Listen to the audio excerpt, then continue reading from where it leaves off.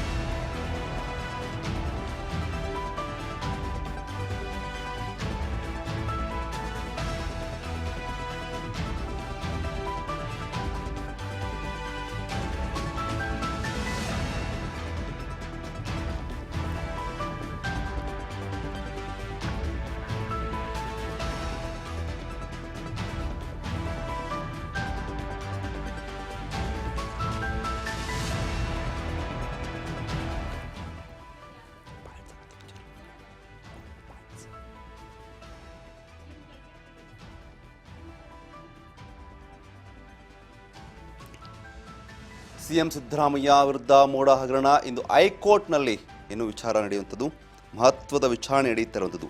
ಮೂಡ case ಕಳೆದ 3-4 ತಿಂಗಳಿಂದ ಸಾಕಷ್ಟು ಸಂಚಲನ ಸೃಷ್ಟಿ ಮಾಡುವಂಥ ವಿಚಾರ ಇದು.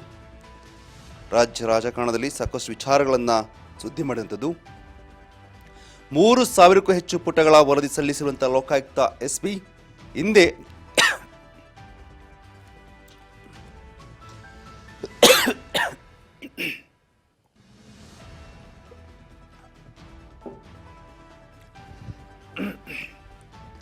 ಮೂರು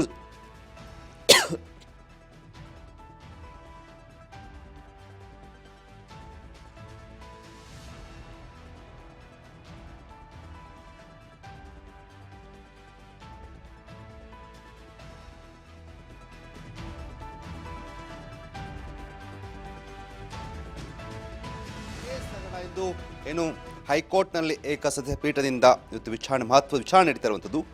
3,000ಕ್ಕೂ ಹೆಚ್ಚು ಪುಟಗಳ ವರದಿಯನ್ನು ಸಲ್ಲಿಸಿದೆ ಲೋಕಾಯುಕ್ತ SP. ಸೊ ಹಾಗಾಗಿ ಹಿಂದೆ ನ್ಯಾಯಾಲಯಕ್ಕೆ ವರದಿ ಸಲ್ಲಿಸಲಿರುವಂಥ ಲೋಕಾಯುಕ್ತ ADGP IGP ಕೋರ್ಟ್ ನೀಡಿದಂಥ ಗಡುವಿನ ಒಳಗೆ ವರದಿಯನ್ನು ಸಲ್ಲಿಕೆ ಮಾಡಬೇಕಿತ್ತು. ಯಾಕೆಂದರೆ ಕೋರ್ಟ್ ಇವತ್ತಿನ 25ರ ಒಳಗೆ ನೀವು ಸಲ್ಲಿಕೆ ಮಾಡಬೇಕು ಅಂತ ಆರ್ಡರ್ ಮಾಡಿತ್ತು, 27ರ ಒಳಗೆ. ಹಾಗಾಗಿ ಇವತ್ತೇನೆ ಅದನ್ನು ಸಲ್ಲಿಕೆ ಮಾಡ್ತಿರುವಂಥದ್ದು. ಸೊ ಜನವರಿ 27ಕ್ಕೂ ಮುನ್ನ ವರದಿಯನ್ನು ನೀಡುವಂತೆ ಕೋರ್ಟ್ ಸೂಚನೆಯನ್ನು ಕೊಟ್ಟಿತ್ತು. ಹಾಗಾಗಿ ಹಿಂದೆ ನ್ಯಾಯಾಲಯಕ್ಕೆ ವರದಿಯನ್ನು ಸಲ್ಲಿಕೆ ಸಾಧ್ಯತೆ ಇರುವಂಥದ್ದು. ಸೊ ನಿನ್ನೆಯೇ ಲೋಕಾಯುಕ್ತ SP ಉದೇಶರಿಂದ ADGP ವರದಿ ಕೂಡ ಸಲ್ಲಿಕೆಯಾಗಿದೆ. ಮೂಡ ಹಗರಣದ ಪ್ರಕರಣದ ವರದಿಯಲ್ಲಿರುವಂಥ ಪ್ರಮುಖ ಅಂಶಗಳು ಬೆಂಗಳೂರಿನಲ್ಲಿ ಹಿರಿಯ ಅಧಿಕಾರಿಗಳಿಗೆ ವರದಿ ಸಲ್ಲಿಕೆ ಮಾಡಿದ್ದಾರೆ SP ಅವರು. ಸೊ ಹಾಗಾಗಿ ಸಾಕಷ್ಟು ಮಹತ್ವವನ್ನು ಪಡೆದಿರುವಂಥದ್ದು. IC ಬಗ್ಗೆ ಮಾತನಾಡಕ್ಕೆ ನಮ್ಮ ಜೊತೆ ನಮ್ಮ ಪ್ರತಿನಿಧಿ ಬಸವರಾಜ್ ಹುಗಾರ್ ಇದ್ದಾರೆ. ಹುಗಾರ್, ಇವತ್ತು ಮೂಡ ಹಗರಣದಲ್ಲಿ ಒಂದು ಮಹತ್ವದ ದಿನ ಅಂತ ಹೇಳ್ಬೋದು. ಹಾಗಾಗಿ ಈಗಾಗಲೇ ರಿಸಲ್ಟ್ ಗೊತ್ತಾಗಿರುವಂಥದ್ದು. ಯಾಕೆಂದರೆ ಈ ಒಂದು ಕೇಸ್ನಲ್ಲಿ ಈಗಾಗಲೇ ಲೋಕಾಯುಕ್ತ ಕೊಟ್ಟಂಥ ವರದಿಯಲ್ಲಿ CM ಹಾಗೂ CM ಪತ್ನಿಯವರು ಯಾವುದೇ ರೀತಿಯಂಥ ಕೈವಾಡ ಇಲ್ಲ ಅಂತ ವರದಿ ಈಗಾಗಲೇ ಬಂದಾಗಿದೆ, ಬಿತ್ತರಿಸಿರುವಂಥದ್ದು. ಸೊ ಇವತ್ತಿನ ಮಹತ್ವದ ತೀರ್ಮಾನ ಏನಾಗ್ಬೋದು? ಯತೀಶ್, ಇವತ್ತು ಮೂಡ ಪ್ರಕರಣವನ್ನ CBIಗೆ ವಹಿಸಬೇಕು ಅನ್ನುವಂತಹ ಏನು ಸ್ನೇಹಮಯಿ ಕೃಷ್ಣ ಅವರು ಅರ್ಜಿ ಹಾಕಿದ್ರು, ಆ ಅರ್ಜಿ ಕೂಡ ವಿಚಾರಣೆ ಕೂಡ ಬರುವಂತದ್ದು. ಇವತ್ತು CM ಸಿದ್ದರಾಮಯ್ಯನವರ ಪರವಾಗಿರ್ತಕ್ಕಂಥ ವಕೀಲರು ಕೂಡ ಇವತ್ತು ವಾದವನ್ನ ಮಂಡನೆ ಮಾಡಲಿದ್ದಾರೆ.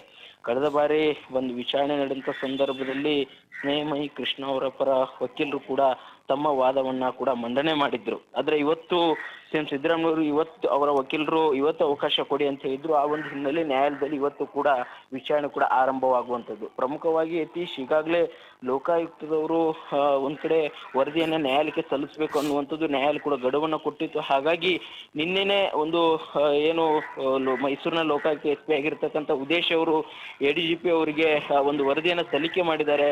3,000ಕ್ಕೂ ಹೆಚ್ಚು ಪುಟಗಳ ವರದಿಯನ್ನ ಸಲ್ಲಿಕೆ ಮಾಡಿರ್ತಕ್ಕಂಥದ್ದು ಅನ್ನುವಂತ ಮಾಹಿತಿ ಇದೆ. ಇವತ್ತು ನ್ಯಾಯಾಲಯಕ್ಕೆ ಕೂಡ ಆ ವರದಿಯನ್ನ ಸಲ್ಲಿಕೆ ಮಾಡಲಿದ್ದಾರೆ. ಪ್ರಮುಖವಾಗಿ ಯತೀಶ್, ಇವತ್ತಿನ ಆ ಒಂದು ವರದಿಯಲ್ಲಿ ಪ್ರಮುಖವಾಗಿ ಹಿಂದಿನ ಮೂಡ ಅಧಿಕಾರಿಗಳು ಏನಿದ್ದಾರೆ, ಒಂದು ಆಯುಕ್ತರು, ಮಾಜಿ ಆಯುಕ್ತರು ಏನಿದ್ದಾರೆ, ಅವರನ್ನು ಕೂಡ ವಿಚಾರಣೆ ನಡೆಸಿರ್ತಕ್ಕಂಥದ್ದು. ಮತ್ತೆ A3 ಆರೋಪಿ ಆಗಿರ್ಬೋದು, CM ಸಿದ್ದರಾಮಯ್ಯ ಅವರ ಪತ್ನಿ ಪಾರ್ವತಿ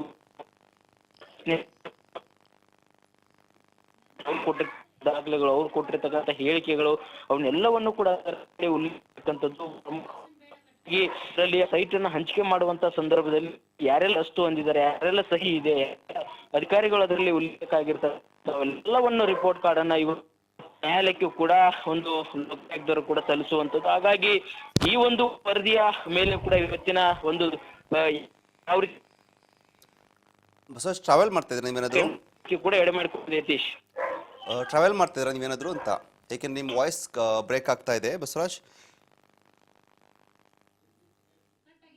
ಎಸ್, ನಮ್ಮ ಪ್ರತಿನಿಧಿ ಹೇಳ್ತಾ ಇದ್ರು ಸಾಕಷ್ಟು ಇವತ್ತು ಮಹತ್ವವನ್ನು ಪಡ್ಕೊಳ್ಳುತ್ತೆ, ಏಕೆಂದರೆ ಇವತ್ತಿನ ವಿಚಾರ ಕುರಿತಂತೆ 3,000ಕ್ಕೂ ಹೆಚ್ಚು ಪುಟಗಳ ವರದಿಯನ್ನು ಲೋಕಾಯುಕ್ತ SP ಇವತ್ತು ರೆಡಿ ಮಾಡಿರುವಂಥದ್ದು. ಅಂದರೆ ಏನೆಲ್ಲ ವರದಿಯಲ್ಲಿ ಇದೆ ಅನ್ನೋದು ಒಂದಷ್ಟು ನಿಮಗೆ ಹೇಳ್ಕೊಂಡು ಹೋಗ್ತೀನಿ, ಏಕೆಂತಂದರೆ ಸಾಕಷ್ಟು ವಿಚಾರಗಳನ್ನು ಈ ವರದಿಯಲ್ಲಿ ಅವರು ಕೊಡ್ತಾ ಇರುವಂಥದ್ದು. ಸೊ ಏಕೆಂದರೆ ಕೋರ್ಟ್ ಕೂಡ ಆದೇಶ ಮಾಡಿತ್ತು 27ರ ಒಳಗೆ ಈ ಒಂದು ವರದಿ ಬೇಕು ಅನ್ನೋ ಮಟ್ಟ, ಲೋಕಾಯುಕ್ತದ ವರದಿ ಬೇಕು ಅಂತ ಕೋರ್ಟ್ ಕೂಡ ಆರ್ಡರ್ ಮಾಡಿತ್ತು.